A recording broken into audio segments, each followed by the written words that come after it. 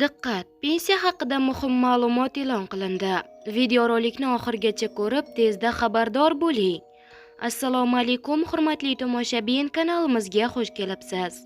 Eng so'nggi va dolzarb xabarlardan birinchilardan bo'lib xabardor bo'lishni istasangiz, hoziroq kanalimizga obuna bo'lib, like tugmachasini bosib qo'yishni unutmang. Like bosgan insonni Xudoyim doim qo'llasin.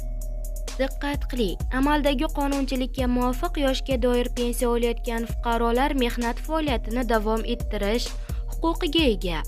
Ya'ni pensiyaga chiqqan shaxs xohlasa davlat tashkilotida yoki xususiy sektorda ishlashda davom etishi mumkin.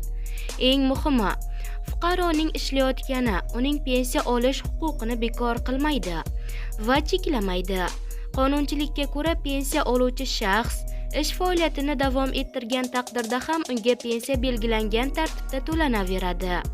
Shuning uchun pensiyaga chiqqandan keyin ishlashni istagan fuqarolar o'z mehnat faoliyatini erkin davom ettirishlari mumkin.